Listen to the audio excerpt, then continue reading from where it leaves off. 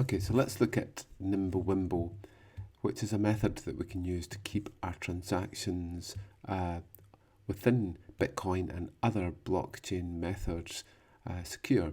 What we want to do is to be able to protect the sender and the recipient of a transaction and also the value. So there are various ways that we can do this, and Ethereum uses ZK snarks, and other methods involve ring signatures such as in Monero.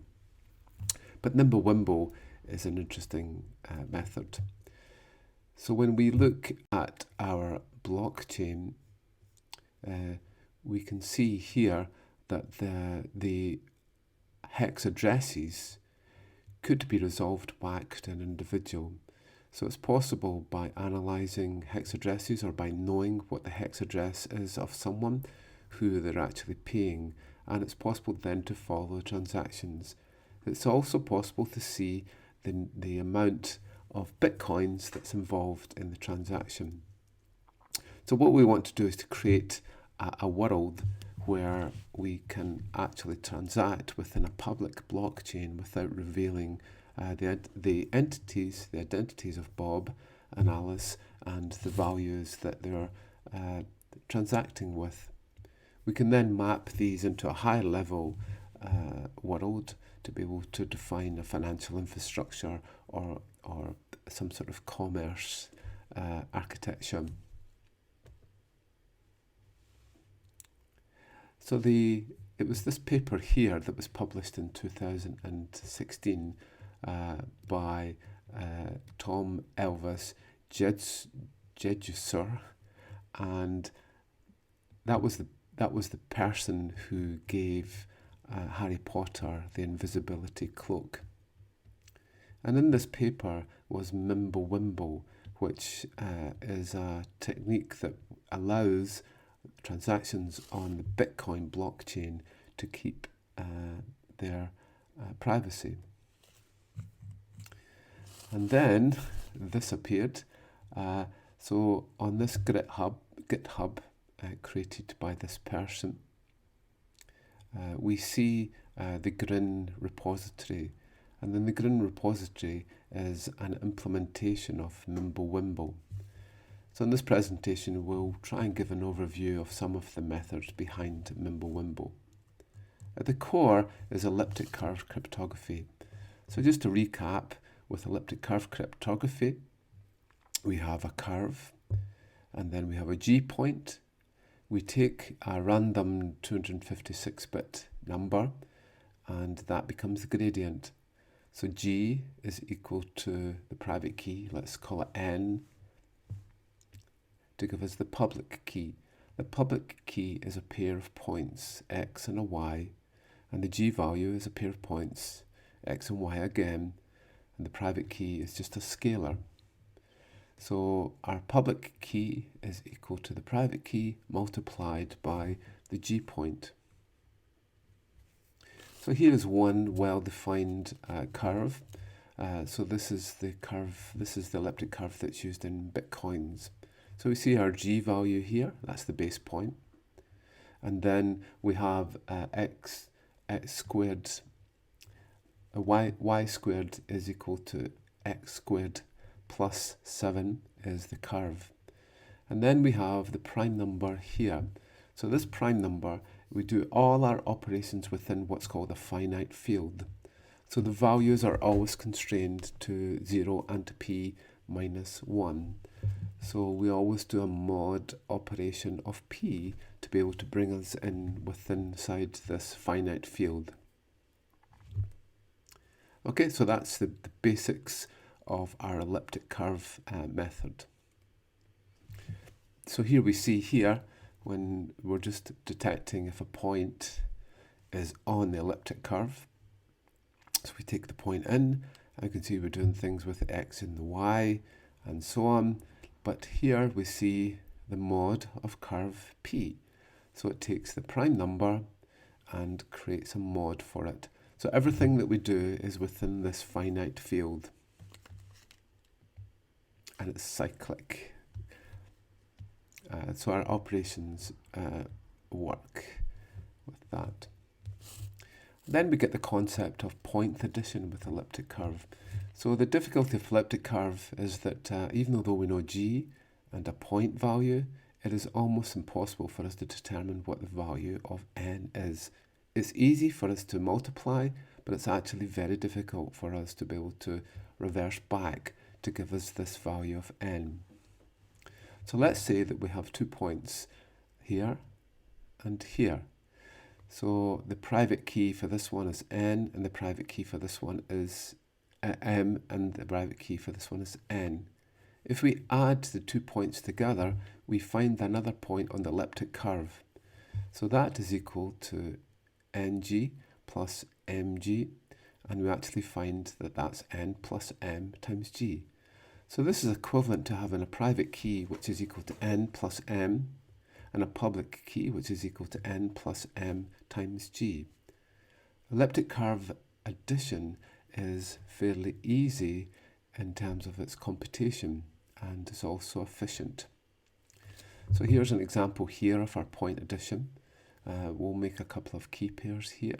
So that's the n value and the point value to give us our public key, and this is the secret key is this value here. Okay, so we can then do a quick check to see if this is equal to this. So in this case, we take the secret key, n plus m, and we multiply it by our g value. So this is equivalent to this one here. But we also take the 2 points of the public key, ng and mg, equivalent to here, and we do a point addition.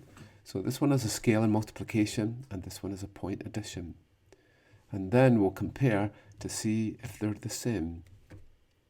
This is a sample run here, so there's our g value, there's our secret key, and we do the calculation in 2 different ways, and we end up with the same value. And it's a very efficient method for us to do this.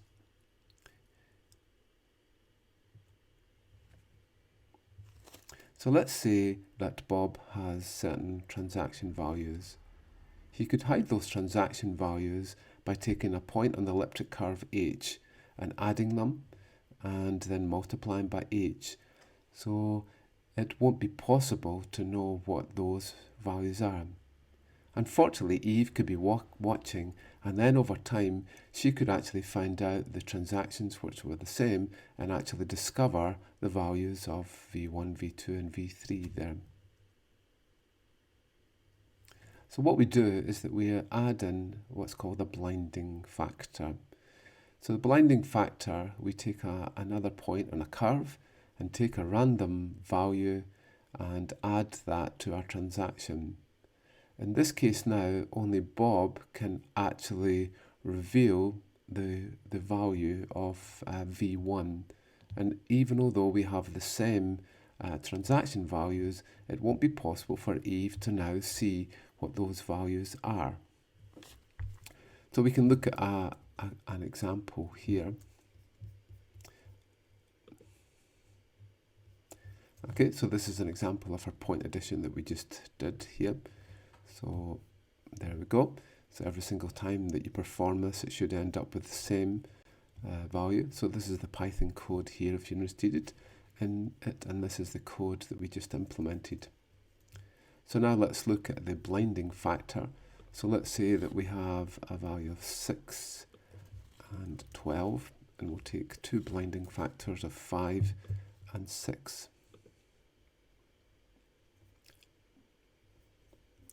Okay, so our v1 plus v2 is 11, and our r1 plus r2 is 18. If we do a transaction where we say r1 times g plus v1 times g plus r2 times g plus v2 times g, then we get these values here.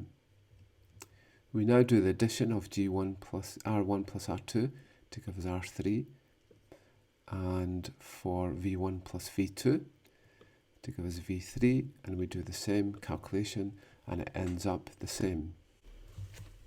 Okay, so it's the blinding factor which will be able to hide the transaction, but we can still prove as long as Bob can give us the blending value, or the blending factor. So let's say that we have transactions, and we have two input transactions, Ri1 and Ri2. We multiply them by g, and then we take two values here on the different elliptic curve.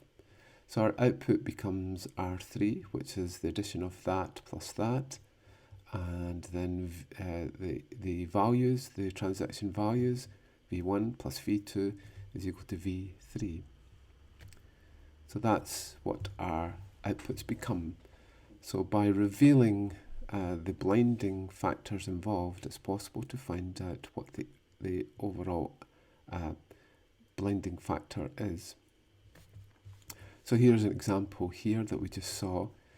So what we're doing is we're taking R1 times Bob's secret key, and we'll multiply V1 times Bob's secret key. We do obviously be using a different value here for elliptic curve, but we'll just use the same one, and then we add the points together. We do the same, and we should be able to end up with the same value in the end. Okay, so here's an example. So if we take R1 and R2 here, we end up with this value. If we take the addition of R1 plus R2 to R3, plus the addition of V1 plus V2 to give us V3, we get the same value. So only by knowing the values of R1 and R2 is it possible to be able to reveal the signature or the value required for this transaction. So how do we prove that no currency is being created? So let's say that Bob creates a value of a blending factor of 10 and wants to pay Alice 4 bitcoins. He will put that onto the blockchain and say that the transaction is 4 times the G value plus 10 times the H value. Bob only knows 10 and Alice doesn't know it.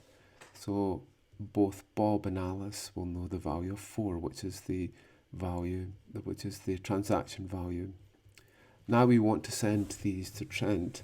So then Bob should be able to prove that he knows that 4 times G plus 10 times H is equal to, and this is all one part here, 4G plus 10H should equal 0. So no new currency has actually been created from this transaction. Now Trent needs to be involved because we're passing the values on to Trent. So Trent himself will pick a value of 8, of 11 in this case. So we'll have a new transaction, which is 11G plus 10H.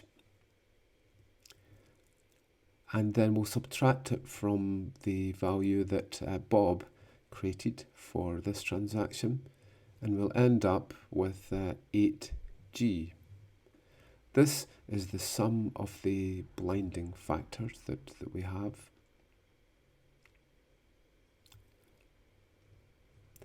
And now it is possible for this to become the public key of the transaction.